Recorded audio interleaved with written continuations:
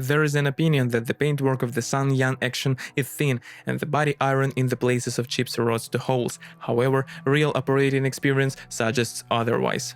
The paintwork is of average quality, but it cannot be said that chips and scratches do not appear on it at all, nor can it be said that the metal does not rust in the places of chips. However, the corrosion sensors are superficial and can be easily removed with a rust converter. Chrome plate body trim elements become cloudy after a couple of winters and sometimes begin to swell, especially on nameplates and the tailgate bar. 3 power units are available on the second generation SsangYong Actyon: gasoline with a 2.0 engine 149 horsepower and diesel 2.0 179 horsepower. At first, there were 2 diesel engines, then a more powerful power unit was discounted.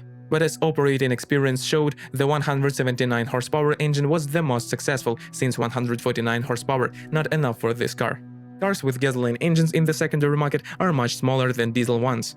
Many gasoline Actyons have a cold start problem, especially in winter. For example, a cold engine may start and after a few seconds stall, and so on several times. To fix the problem, the dealership offer a firmware replacement, but this helps very rarely. Some mechanics suggest that the reason for this behavior of the motor is the fuel rail, as it is installed on the wrong engine. If the car is not under warranty, then you can bend the ramp and change the sealing rings in an unofficial service. Diesel engines are very reliable. The only thing that gives owners headaches is the exhaust gas temperature sensor on the turbocharger. The sensor has a short service life, because of this most of the problems of diesel engines. For example, the car loses traction and the check engine indicator lights up on the instrument panel. Sensor replacement is required every 30–40,000 kilometers. Such repairs cost $50–100. A 6-speed manual or a 6-speed automatic transmission is installed on the SsangYong Actyon. Most of the cars on the secondary market are equipped with automatic transmissions. Mechanics are found on average in 35% of cars.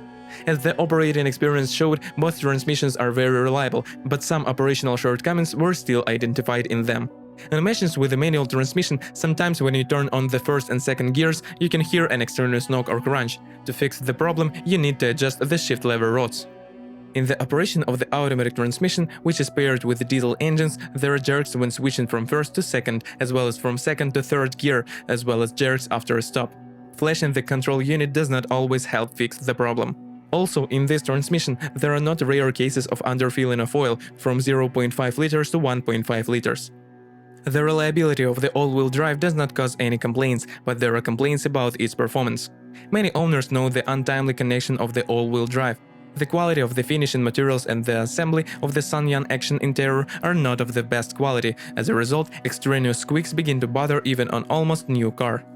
The quality of the leather steering wheel braid does not stand up to criticism. On cars with a mileage of 40–45,000 kilometers, the steering wheel is covered with bald spots and looks as if the car drove 150–100,000 kilometers.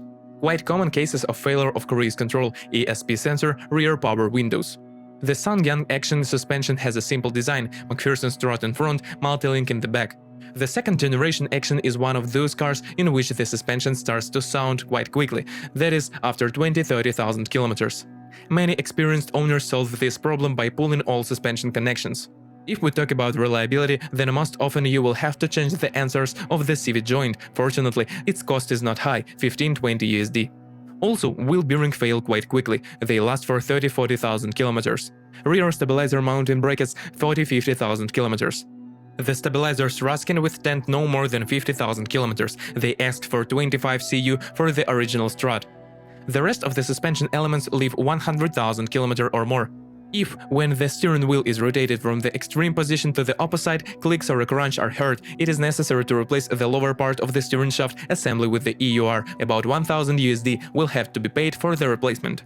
If you are the owner of this car model, please describe the problems that you had to face during the operation of the car. Perhaps it is your review that will help readers of our site when choosing a car.